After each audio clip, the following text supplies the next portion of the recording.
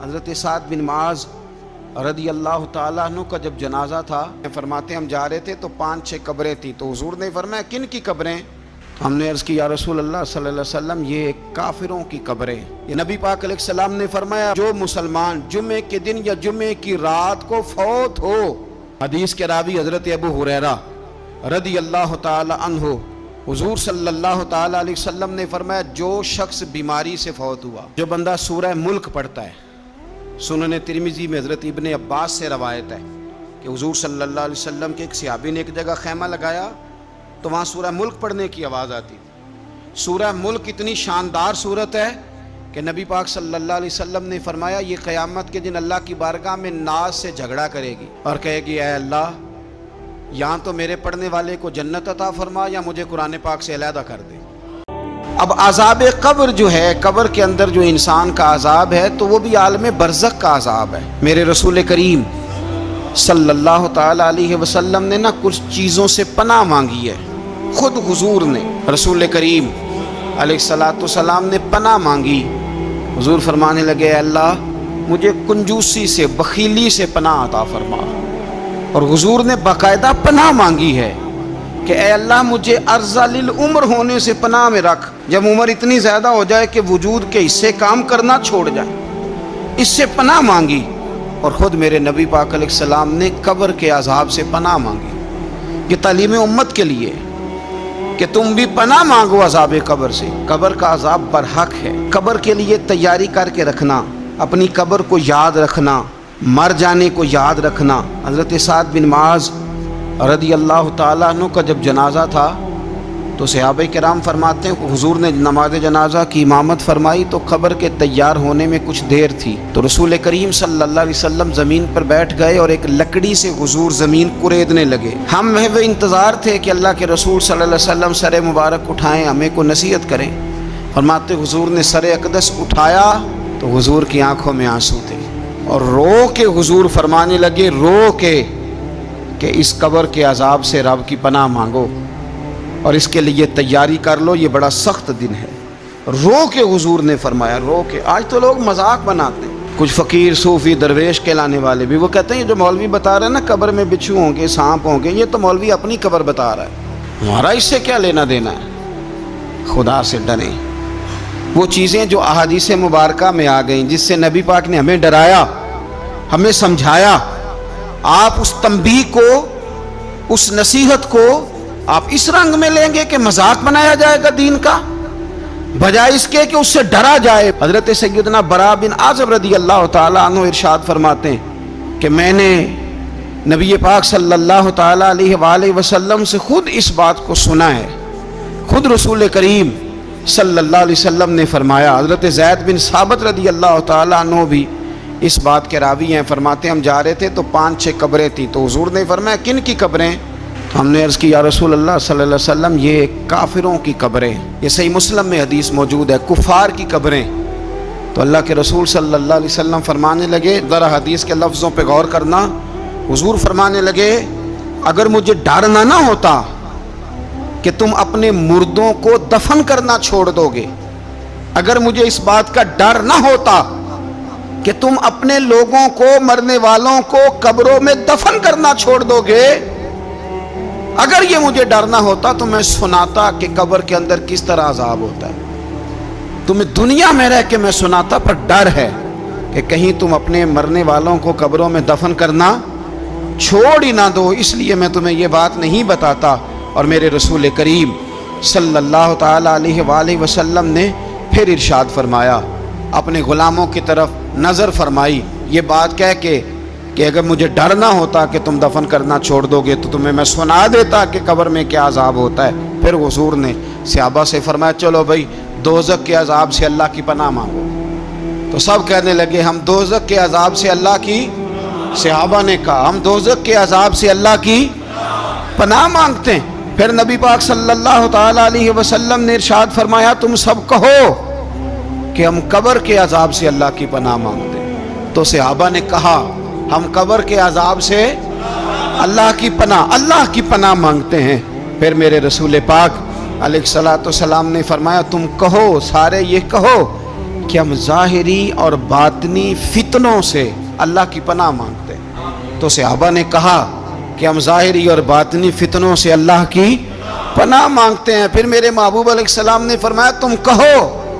کہ ہم دجال کے فتنے سے اللہ کی پناہ مانگتے ہیں۔ تو صحابہ کرام نے کہا کہ اے اللہ ہم دجال کے فتنے سے تیری پناہ مانگ، تیری پناہ میں آتے ہیں۔ نبی پاک علیہ السلام نے یہ الفاظ کہہ کے یہ بات بتلا کے ہمیں سمجھا دیا، ہمیں قائل فرمایا محبوب نے۔ یاد رکھنا، اس بات کو اچھی طرح سمجھ لینا کہ اگر مجھے ڈرنا ہوتا کہ تم اپنے مردوں کو دفن کرنا چھوڑ دو گے تو تمہیں بتلا دیتا کہ قبر میں کتنا سخت عذاب ہوتا ہے۔ میرے عزیز، کچھ لوگ ایسے ہیں جن سے عذاب قبر ہوگا ہی نہیں۔ میرے رسول کریم صلی اللہ تعالی علیہ وسلم نے ارشاد فرمایا کہ جو اللہ کے رستے میں شہید ہو گیا، یہ سنن نسائی میں موجود ہے، اسے عذاب قبر نہیں ہوگا، بلکہ ایک حدیث میں تو فرمایا حساب کتاب ہی نہیں ہوگا، اللہ بغیر سوال جواب کے جنت عطا فرما دے۔ کچھ لوگوں کو لوگوں کی بخشش پہ بھی مسئلہ ہی بنتا ہے کہ کوئی بخشا نہ جائے۔ اور ایک صاحب کہہ رہے تھے جی یہ کیا معاملہ ہے کہ جمعے کو بندہ مر گیا یا فلانا ہو گیا تو اس سے حساب کتاب نہیں ہوگا، اتنے بڑے جرم لوگوں نے اتنے پاپ، اور جمعے کو مر گیا تو بخشا جائے گا۔ تو میں نے کہا جرموں کا بھی اسے حساب اللہ لے لے گا، لیکن میاں حساب کتاب کی ڈیوٹی نہ اللہ کی ہے تو بہتر یہ ہے کہ اسی کے ہاتھ میں رہے، تو نہ اپنے ہاتھ میں لینے کی کوشش کر۔ سنن ترمذی کی حدیث۔ ہمیں پتہ نہیں کیا مصیبت ہے، ہمیں پتہ نہیں کیا مسئلہ ہے۔ ایک جنازے سے میں نکلا، آپ یقین کریں کبھی کبھی کلیجہ پھٹ جاتا ہے۔ میں ایک جنازے سے نکلا تو میرے ساتھ ایک بندہ جنازہ پڑھ کے نکلا تو کہنے لگا جی پیر صاحب دیکھیں آج کتنی دنیا آئی ہے، حالانکہ یہ بندہ اس طرح کا تھا، اس طرح کا تھا، اس طرح کا تھا۔ میں نے اسے کہا یار تجھے تو فکر ہی لگ گئی ہے کہیں جنت میں چلا ہی نہ جائے، تو اس طرح کرنا جنت کے دروازے کے سامنے کھڑے ہو جانا ڈنڈا لے کے کہ میں نے نہیں جانے دینا۔ شرم آنی چاہیے ہمیں۔ اللہ فرماتے ہیں جنت اتنی چوڑی ہے جتنے زمین و آسمان، اس کی چوڑائی زمین اور آسمان کے برابر ہے، تو ہم تو اپنے علاوہ کسی کو جانے نہیں دینا چاہتے جنت میں۔ اور بس کریں، جنت خدا کا فضل ہے، اور اللہ فرماتے ہیں میرا فضل میں جسے چاہتا ہوں عطا کرتا ہوں۔ یہ سنن ترمذی کی حدیث، اور اس کے راوی حضرت عبداللہ ابن عمر رضی اللہ تعالیٰ عنہ، نبی پاک علیہ السلام نے فرمایا جو مسلمان جمعے کے دن یا جمعے کی رات کو فوت ہو اس کو اللہ تعالیٰ قبر کی آزمائش سے محفوظ رکھتا ہے۔ جو جمعے کی رات فوت ہو جائے یا جمعے والے، یعنی جمعے رات اور جمعے کی درمیانی رات چلا جائے یا جمعے والے، تو اللہ اسے عذاب قبر سے، تو میرے عزیز جو بندہ شہید ہو اس سے عذاب قبر نہیں ہوتا، جو آدمی جمعے کے دن یا جمعے کی رات چلا جائے اسے بھی عذاب قبر نہیں ہوتا۔ اور میرے رسول کریم صلی اللہ تعالیٰ علیہ وسلم نے فرمایا جو بندہ ایک دن اور ایک رات، یہ حدیث صحیح مسلم میں، سنن ترمذی میں، مصنف عبد الرزاق میں موجود ہے، ایک دن اور ایک رات اللہ کی رضا کے لیے اسلامی سرحد پہ پہرا دے۔ میں اور آپ سوئے ہوئے ہیں، لیکن وہ لوگ جو فوجی بارڈروں پہ کھڑے ہیں، دیکھو مدینے والے محبوب کس کس پہ کرم فرماتے ہیں۔ ساری عمر نہیں، 24-25 سال کی سروس نہیں، فرمایا ایک دن اور ایک رات اللہ کی رضا کے لیے جو اسلامی سرحد پر پہرا دے، مسلمانوں کو کافروں سے بچائے، رب اسے عذاب قبر نہیں دے گا، اسے اللہ تعالیٰ اپنے فضل سے معاف فرما دے گا۔ ایک رات اور ایک، آپ کیا سمجھتے ہیں کہ ان فوجیوں کی کوئی چھوٹی شان ہے؟ ان کا کوئی چھوٹا مرتبہ ہے؟ ایک دن اور ایک رات اگر یہ پہرا دیں تو اللہ انہیں اتنا انعام عطا کرتا ہے۔ اسی طرح سن لو، یہ ذرا غور سے سننا، ابن ماجہ کی حدیث، اور اس کے علاوہ مسند ابو یعلا میں موجود حدیث کے راوی حضرت ابو ہریرہ رضی اللہ تعالی عنہ، حضور صلی اللہ تعالی علیہ وسلم نے فرمایا جو شخص بیماری سے فوت ہوا، قربان جاؤں میرے محبوب نے بیماری کا نام ہی نہیں لیا، فرمایا کوئی بھی بیماری ہو، فرمایا جو آدمی بیماری سے فوت ہوا اللہ اسے شہادت کی موت عطا فرمائے گا،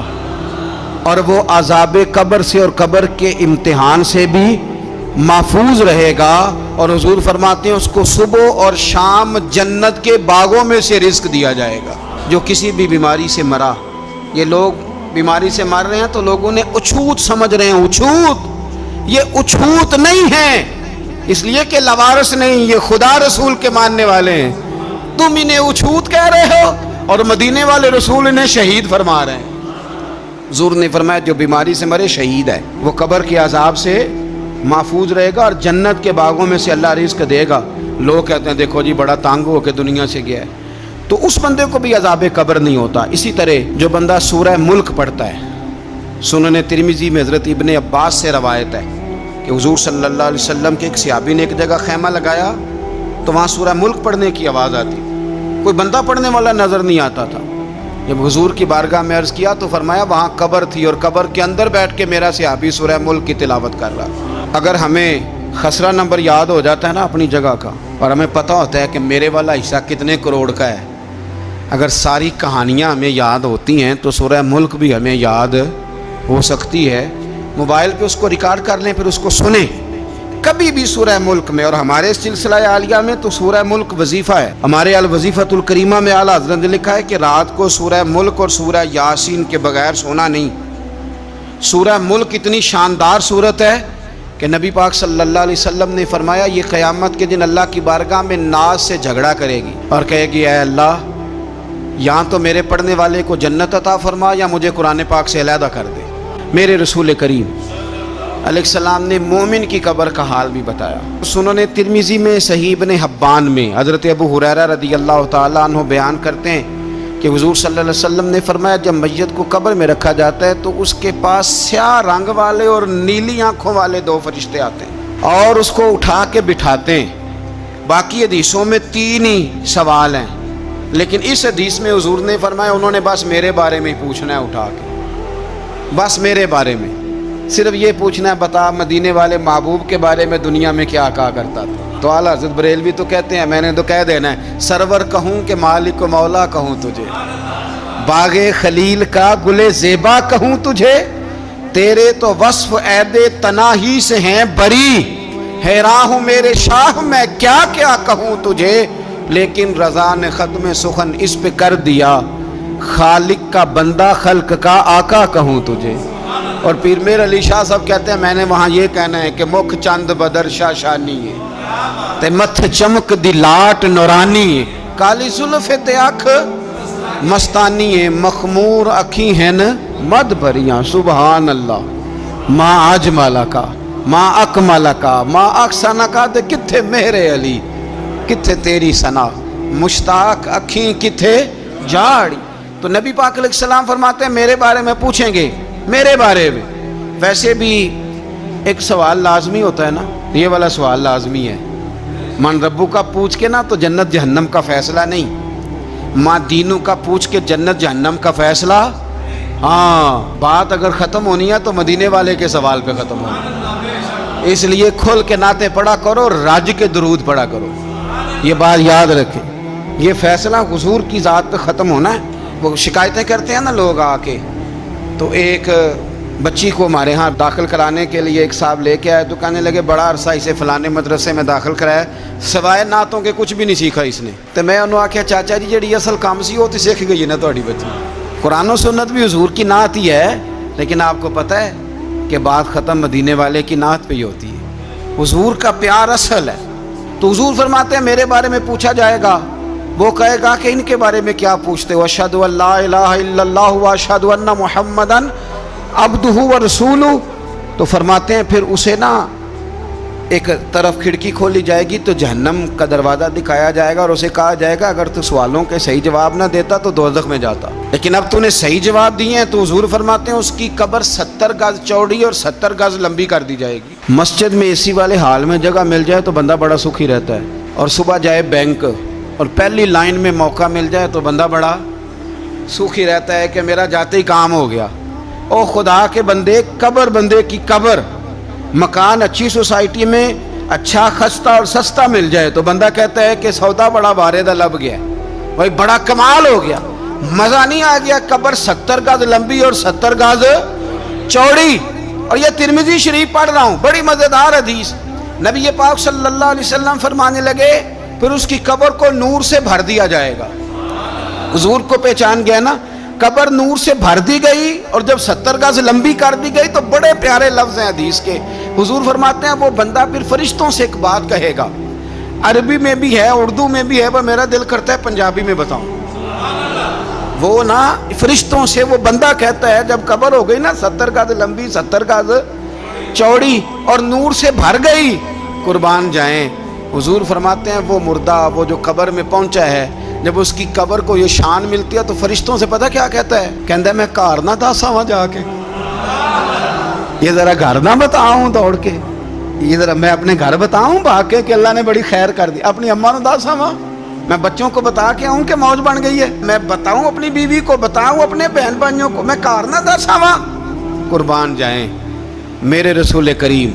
فرماتے ہیں فرشتے اس سے کہتے ہیں نہیں تو کسی کو نہ بتا، نم کا نومت العروس، تو اس طرح سو جا جس طرح پہلی رات کی دلہن سویا کرتی، وہ بڑے چاؤں میں سوتی ہے، وہ بڑے پریم میں سوتی ہے، نئی زندگی کا آغاز ہوتا ہے تو سوتی ہے، اور فرشتے کہتے ہیں اب تجھے وہی آ کے جگائے گا جو تیرے اہل میں تجھے سب سے زیادہ محبوب ہوگا، جو تجھے سب سے زیادہ